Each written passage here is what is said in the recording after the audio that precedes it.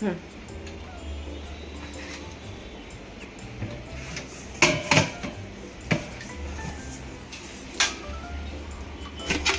પણ મૂકી શું થયું? અરે આજે હું આપણા બધા માટે બટેકા પૌવા બનાવવા માટે પૌવા શોધતી પણ મળ્યા નહીં મને તો તમે એક કામ કરો બજારમાંથી જઈ નીચેથી થોડા પૌવા મને લઈ આવો. દાદા બકા તું જોતો ખરી આ તડકો કેટલો છે, ગરમી છે, આટલા તડકામાં હું ક્યાં જઉં યાર. અને અહીંયા 4 વાગ્યા સુધી આ દુકાને ખુલતી નથી. છેક મારે સ્કૂટર લઈને મીરા રોડ સ્ટેશન સુધી જવું પડશે. કંઈક નવો રસ્તો કરી કંઈક નવું બીજું બનાવ્યું યુનિક શોધી કાઢો ને. તો હવે શું બનાવીશું યાર? મમરા પડ્યા છે આપણે? હા મમરા પડ્યા છે. અને તને બટેકા પૌવા જેવો છે એવો મમરાના પૌવાનો નાસ્તો બનાવી આપીએ. ઓકે ચલો આપણા પ્યારા દિવસ ભાઈઓ પણ છે, નવી એક વાનગી જોઈશે. બરાબર ઓકે. તો આપણે બનાવીએ મમરાના પૌવાનો નાસ્તો. એ પણ તમને લાગશે કેવો બટેકા પૌવા જેવો. જ્યારે પણ આપણા ઘરમાં ના હોય, આપણા ઘરમાં પૌવા ન હોય અને તમારા બટેકા પૌવા જેવો ટેસ્ટ કરવો હોય તો મમરા હોવા જોઈએ. તો મમરાના પૌવાનો બટેકા પૌવા જેવો નાસ્તો બનાવીએ. અને પણ ઇન્સ્ટન્ટ થશે ને. અરે સરસ સ્વાદિષ્ટ ઇન્સ્ટન્ટ ફટાફટ થઈ જાય. ઓકે ચલો આપણે જોઈ લઈએ રેસીપી. હું છું ધર્મિષ્ઠાબેન પંડ્યા. હું છું નરેન્દ્ર પંડ્યા. આજે નરેન્દ્રભાઈના રસોડામાં આપ સર્વનું દિલથી હાર્દિક સ્વાગત કરવામાં આવે છે. અને આજે આપણે હવે જે રેસીપી બનાવવાની છે એનું નામ છે મમરાના પૌવા. તો ચાલો આપણે સામગ્રી જોઈ લઈએ. તો ચાલો આપણે જોઈ લઈએ રેસીપીની સામગ્રી. તો આ અહીંયા મેં લીધા છે જે આપણે બટેકા પૌવા લઈએ છે એની જગ્યાએ અહીંયા મેં મમરાના પૌવા લીધા છે. એને જે પૌવા પલાળીએ એ જ રીતે આને મમરાની રીતે પલાળી દેવાના. અને એની સામે મેં એક ઝીણું સમારેલું બટેકું લીધું છે. આ થોડી સેવ લીધી છે. અહીંયા મેં લીધું છે શેકેલું ધાણા જીરું, આ મરચું, આ હળદર, આ વઘાર કરવા માટે જીરું, રહી અને થોડી અડદની દાળ સ્વાદિષ્ટ માટે. આ કોથમીર અને લીંબુ લીધું છે. આ ગરમ મસાલો છે. આ દળી, આ ખાંડ છે આખી. આ લીલા મરચાં 2 લીધા છે. આ શેકેલી સિંગનો ભૂક્કો લીધો છે. આ એક કાંદો લીધો છે, એક ટમાટર લીધું છે, મીઠું લીધું, હિંગ લીધું, આ લીમડાના પત્તા લીધા છે અને આ છે મીઠું. ગેસ ચાલુ કરીને એમાં વઘાર માટેનું તેલ મૂકીશું. તેલ ગરમ થાય એટલે આપણે વઘારનું નાખી દઈશું. હવે એમાં આપણે નાખીશું રાઈ, જીરું અને અડદની દાળનો વઘાર કરવાનો છે ને એક લાલ સૂકું મરચું નાખવાનું છે. અને હવે એમાં નાખીશું આપણે બટેકા.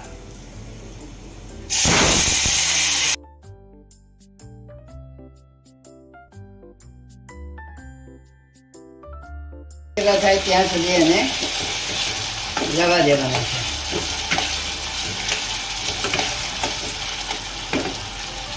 આ બટેકા અધકચરા થઈ ગયા છે. હવે આમાં નાખીશું આપણે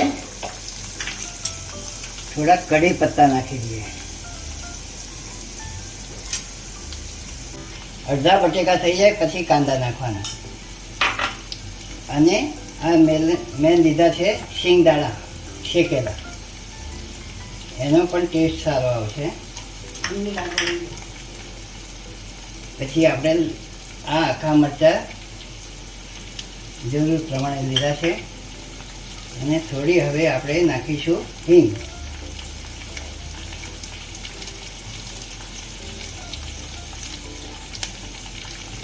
હવે એક વખત પાછું હલાવી કાઢીએ.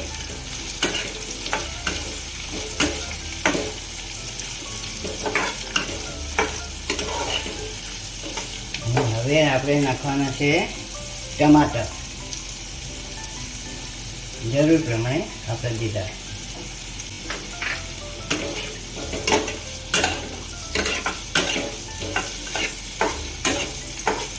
હવે ફક્ત આને 2 મિનિટ જ રાખવાનું છે. ગેસ ઉપર થાળી ઢાંકી દેવાનું, કવર કરીને સીજવા દેવાનું છે. હવે આપણે 2 મિનિટ જેવું થઈ ગયું છે, જરા ચેક કરી લઈશું. જુઓ, આવું અધકચરું થવું જોઈએ. બટાકા પૂરા પણ થઈ ગયા છે અને કાંદા પણ થઈ ગયા છે. હવે આપણે આમાં નાખીશું મિલ્ક ઇન્ડી ક્રીમ, મમરા, પલાળેલા જે મમરા હતા ને એ મમરા નાખીશું. ગેસ એકદમ સ્લો કરી નાખવાનો. પછી આમાં સ્વાદ અનુસાર મીઠું, મરચું અને હળદર આપણે એડ કરીશું.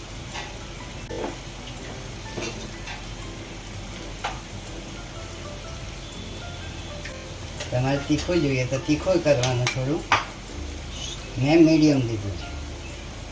આ હળદર અને આ નાખીશું આપણે મીઠું સ્વાદ અનુસાર. હવે આમાં નાખીશું આપણે થોડી સાકર. હવે નાખીશું આપણે થોડું ગરમ મસાલો.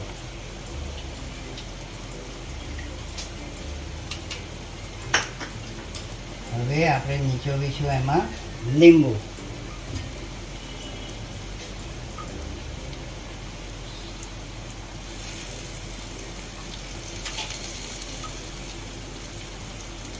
હવે થોડું નાખીશું ખટ મધુરું કરવા માટે. તો લીંબુ તો નાખ્યું છે પણ થોડો અમચૂર પાવડર પણ નાખીએ.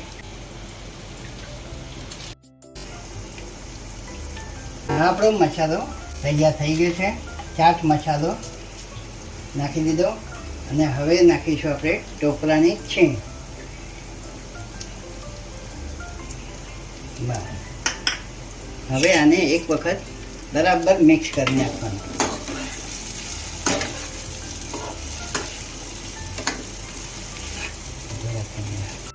કાઢ્યું છે બરાબર. હવે મસાલો ચડે એટલા માટે 1 મિનિટ માટે ગેસ ઉપર ચાલુ રાખવાનું. મિનિટ થઈ ગઈ છે. જુઓ, તૈયાર થઈ ગયો આપણા મમરાના બટેકા પૌવા. અને મમરાના બટેકા કાંદા પૌવા કહેવાય છે. આપણે આને ગેસ બંધ કરી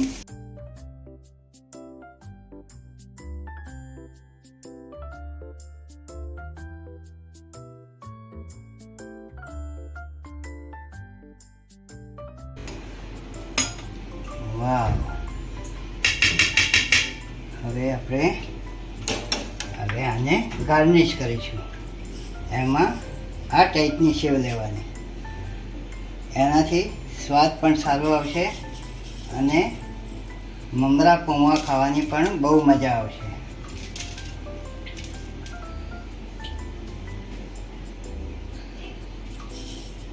તમને સેવ વધારે ભાવતી હોય તો વધારે નાખવાની, ઓછી ભાવે તો ઓછી નાખવાની. હવે આપણે નાખીશું આમાં કોથમીર. મેં ધોઈને સમારીને તૈયાર રાખી છે.